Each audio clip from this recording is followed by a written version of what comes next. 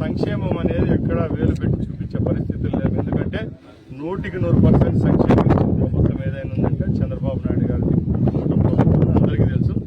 అభివృద్ధి విషయానికి వస్తే గత 5 సంవత్సరాల్లో ఏ రోజు ఏ పల్లెలో ఏ వార్డులో గత వైసీపీ పాలకులు మంచి చేసిన పాపాను పోలేదు. ఈ ప్రభుత్వం వచ్చిన తర్వాతే కొత్త సీసీ రోడ్ల నిర్మాణము, డ్రైనేజీల నిర్మాణము, గ్రామాల్లో గతంలో అర్ధంలో ఆపేసిన సచివాలయాలు, హెల్త్ సెంటర్లు, ఏదైతే రైతు భరోసా కేంద్రాలని వాళ్ళు చెప్పుకుంటున్నారో అవి అలాంటి వాళ్ళకి కూడా రిపేర్లు చేయడము, కాంపౌండ్ వాళ్ళు కట్టడము, ముఖ్యంగా దేవస్థానాల అభివృద్ధి కోసమే మా నియోజకవర్గంలో 27 కోట్ల రూపాయలు కేటాయించడం, సుమారు 100 దేవాలయాల పునర్నిర్మాణం జరుగుతూ ఉంది.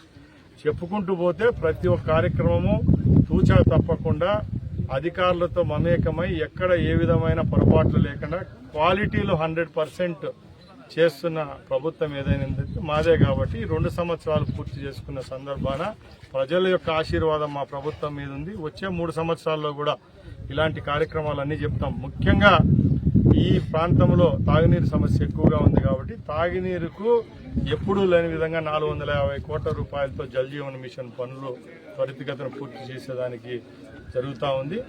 ఈ గ్యాప్ లో కూడా ఎక్కడ తాగునీరు సమస్య లేకుండా ఏ గ్రామంలోకి పోతామో ఆ గ్రామంలో తప్పకుండా బోర్ కావాలంటే బోరు, మోటార్లు రిపేరు, అక్కడ ఎలక్ట్రిసిటీ సౌకర్యము, ట్రాన్స్ఫారాల విషయంలో కూడా అధికారులకు ఆదేశించడం, తక్షణమే అక్కడ పని జరుపుకునే విధంగా చేస్తా ఉండే ప్రభుత్వం మాది.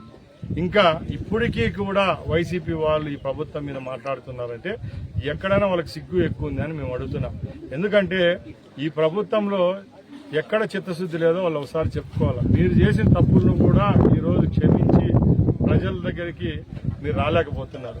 మేము ఈరోజు ప్రజల దగ్గర దర్జాగా 2 సంవత్సరాల తర్వాత పల్లెల్లోకి కానీ వార్డుల్లోకి కానీ పోతా ఉంటే మంగళహారతులు పలుకుతా ఉన్నారు ప్రజలు. రేపు రాబోయే ఎన్నికలు, స్థానిక సంస్థల ఎన్నికలు ఉన్నాయి, మున్సిపాలిటీలు ఉన్నాయి, జెడ్పీటీసీలు, ఎంపీటీసీలు ఉన్నాయి, సర్పంచ్ ఎలక్షన్లు ఉన్నాయి. 100% కైవసం చేసుకునే విధంగా కూటమి పార్టీ ఆదరించే విధంగా ప్రజలు ఉండాలని తెలియజేసుకుంటున్నారు.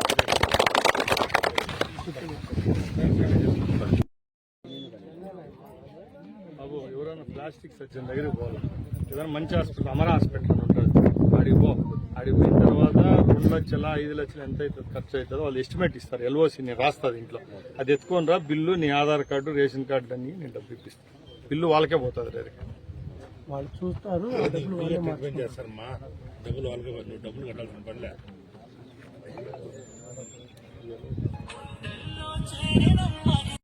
బీదోళ్ళం మా దగ్గర డబ్బులు లేదు, ఎల్ఓసి అంటారు దీన్ని, బిల్లు ఆడి నుంచే శాంక్షన్ చేస్తాను. మీరు పోయి అది బిల్లు 2 లక్షల 3 లక్షల టోటల్ బెడ్ ఛార్జీలు, మెడికల్ ఛార్జ్ అంతా దీంట్లో వేసిస్తారు. అది ఎత్తుకొచ్చి నాకు ఏంటి, నేను చెక్ ఇప్పిస్తాను.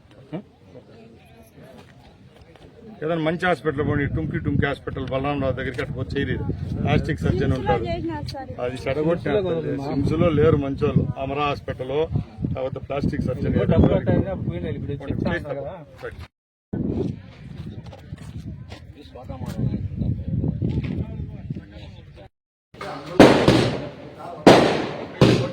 లోపలికి వచ్చేసి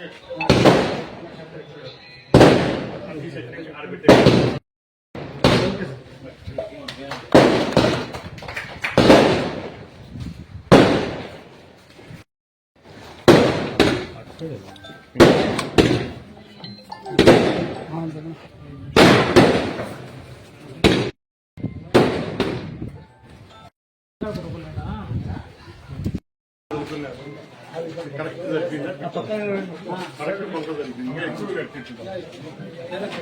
బాగుంది.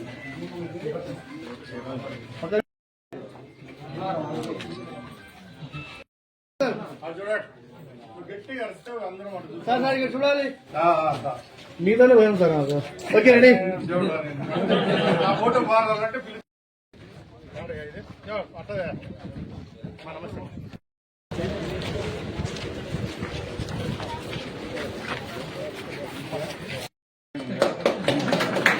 Okay ready sir.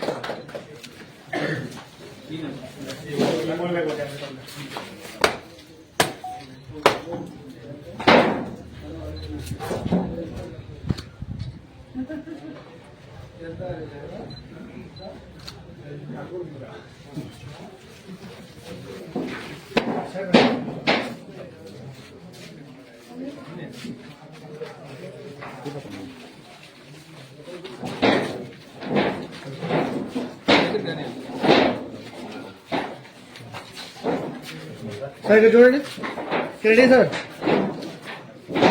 Sir sir ఇక్కడ చూడండి సార్, అందరూ చూడండి. Okay sir.